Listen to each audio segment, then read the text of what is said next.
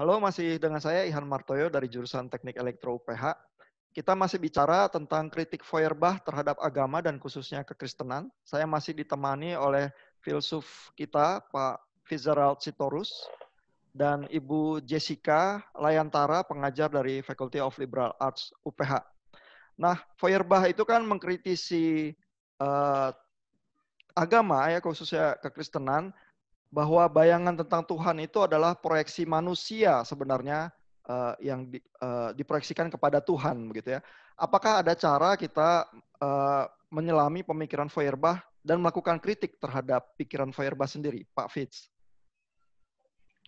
Terima kasih Pak Ihan. Saya pikir kita perlu tetap mengapresiasi Feuerbach ya, bahwa apa yang dikatakan itu seperti tadi kita telah bicarakan, itu tidak sepenuhnya salah, tapi juga tidak sepenuhnya benar. Bahwa dalam agama juga, dalam kredo-kredo agama, ajaran-ajaran agama itu juga tanpa kita sadari ada proyeksi-proyeksi kita gitu ya. Kita tadi telah berbicara mengenai itu, misalnya mengenai teologi kemakmuran atau tindakan-tindakan yang dilakukan atas nama klaim, atas nama Tuhan dan agama gitu ya.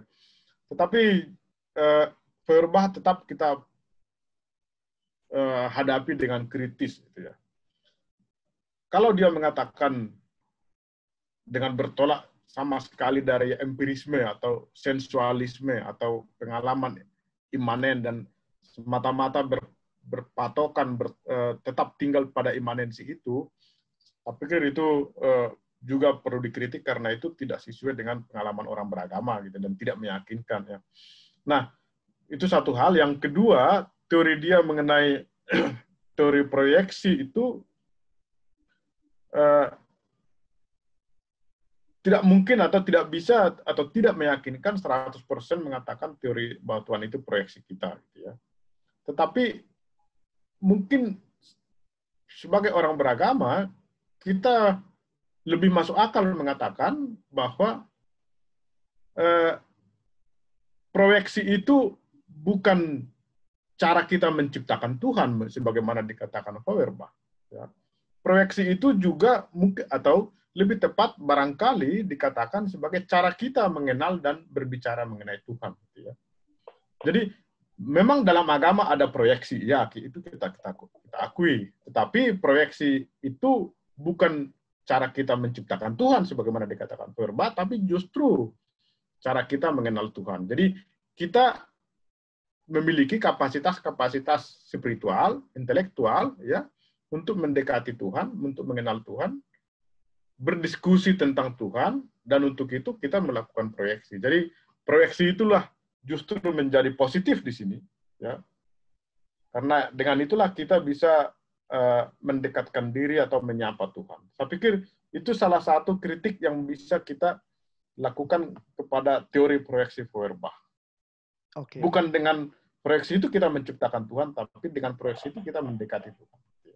Jadi kita memang tidak membantah bahwa proyeksi-proyeksi itu hadir ya di dalam kehidupan beragama, tetapi jangan-jangan fungsinya tidak seperti yang dipikirkan Feuerbach ya, bahwa Tuhan tercipta karena proyeksi kita, melainkan proyeksi itu adalah upaya manusia berelasi dengan Tuhan ya. Itu yang terjadi. Ya, sebagaimana misalnya kitab-kitab suci, isi kitab suci kan juga dengan bahasa-bahasa metafor segala macam itu kan juga menjadi refleksi, ya, cara kita refleksi iman kita gitu, cara kita menyapa Tuhan atau mengenal Tuhan ya melalui bahasa metafor itu gitu ya. Betul, karena kalau tanpa bahasa yang anthropomorphism begitu ya, yang kita bisa mengerti sebagai manusia mungkin tidak ada cara buat kita ya, harus di dalam kediaman itu sendiri ya, berelasi dengan Tuhan yang tanpa batas itu. Bu Jessica, apakah setuju dengan yang dikatakan Pak Fitz, Bu? Iya, kalau menurut saya sih, saya setuju aja ya. Kalau misalkan tadi ngambil dari Calvert itu kan dia bilang semua itu harus dimulai dari pewahyuan begitu kan. Oke, ya saya setuju hal itu. Tapi apakah memang benar-benar nggak ada gitu, sedikit pun imanensi? Gitu. Karena kan Calvert sangat menekankan tuh transendensi itu sendiri kan. Ya kalau bisa diaplikasikan, contohnya kayak ada juga jenis teologi yang alirannya eksistensial ya, eksistensial teologi. Seperti Soren Kierkegaard, walaupun dia filsuf ya, tapi kan dia juga mengembangkan itu sebenarnya, menginspirasi teolog-teolog eksistensial pada nantinya begitu. Jadi menurut saya sih sangat bisa untuk kita bagaimana kita mendalami atau bukan memahami ya, mendalami lah ya, merasakan Tuhan. Nah, Feuerbach sendiri tuh mengatakan bahwa agama itu kan manusia itu memiliki 3 hal yang katanya infinity kan, ada rasio, will, sama feeling. Nah, menurut Feuerbach itu agama itu lebih kuat tuh di feeling begitu. Di feeling ini. Nah, feeling itu menurut Feuerbach itu paling kuat dipraktekkan lewat love begitu. Jadi sama aja Feuerbach mengatakan bahwa agama itu intinya love gitu, kasih. Nah, saya pikir kalau dari sini kita lihat Feuerbach tidak terlalu negatif juga begitu kan. Nah, ada juga dia berbicara mengenai inkarnasi ya. Inkarnasi itu dia juga sangat mendalami peristiwa inkarnasi itu sebagai tear of divine compassion. Di mana di dalam inkarnasi Allah bersolidaritas dengan manusia.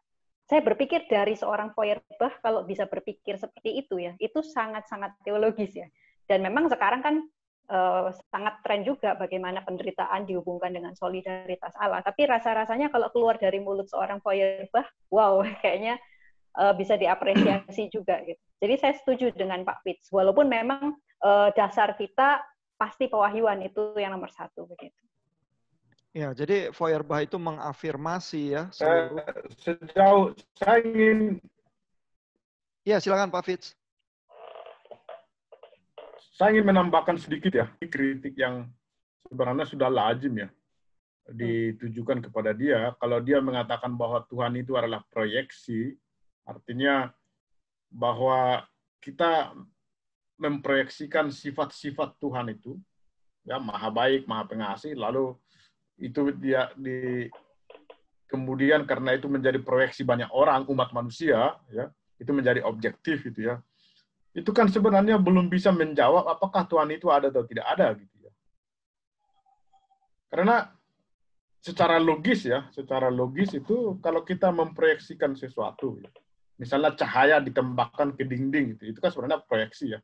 Cahaya ditembakkan ke dinding gitu ya. Proyeksi baru bisa terjadi kalau ada objeknya. Ya. Kalau tidak ada dindingnya, tidak ada proyeksi. Artinya kalau Feuerbach mengatakan Tuhan itu adalah proyeksi, gitu ya, sifat-sifatnya Tuhan itu yang ditarik kemudian oleh dia menjadi sifat manusia, itu proyeksi tidak mungkin terjadi kalau tidak ada sesuatu kemana cahaya itu dipantulkan itu ya. Misalnya di bioskop itu kalau tidak ada layar, proyeksi tidak bisa terjadi gitu ya. Jadi ini sebenarnya teorinya Feuerbach itu juga secara internal itu ada kelemahan di situ mengenai proyeksi. Tidak mungkin sifat-sifat itu bisa melayang-layang sendiri tanpa ada cantelannya gitu ya. Nah, jadi tidak bisa kemudian mengatakan proyeksi itu Tuhan itu adalah proyeksi dengan demikian dia tidak ada. Itu tidak logis itu dengan penjelasan seperti itu. Proyeksi baru mungkin kalau ada sesuatu kemana sinar itu dipantulkan gitu ya. Nah, itulah Tuhan itu sebenarnya. Jadi selama manusia masih bisa merasakan proyeksi-proyeksi itu, justru di situ sebenarnya keberadaan Tuhan jangan-jangan diafirmasi begitu ya. Dan Ya. Apakah Feuerbach sebenarnya pernah Pak secara eksplisit itu bilang menegasi keberadaan Tuhan? Nah, dia mengatakan ya tentu menegasi dalam arti bahwa itu adalah proyeksi gitu ya. Jadi sifat-sifat itu mau ditarik dia kepada manusia gitu ya. Karena dia mengatakan bahwa Tuhan itu adalah fiksi gitu. Ya. Dibayangkan ada proyeksi, lalu itu yang mau ditarik oleh dia kepada manusia. Jadi manusia itu yang menjadi Tuhan gitu ya.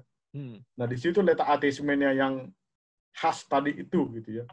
Tapi yang mau saya katakan tadi bahwa teori dia proyeksi itu juga secara internal itu tidak kuat gitu ya. Iya. Bahwa itu mau menyimpulkan ateisme itu tidak bisa itu.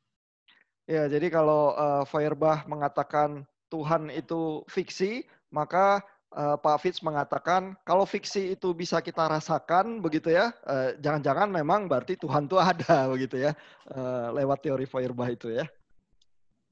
Ya. Oke, terima kasih untuk kritiknya terhadap Feuerbach, Bu Jessica dan Pak Fitz. Kita ketemu lagi di dalam obrolan tentang filsuf yang lain. Selamat malam. Selamat malam.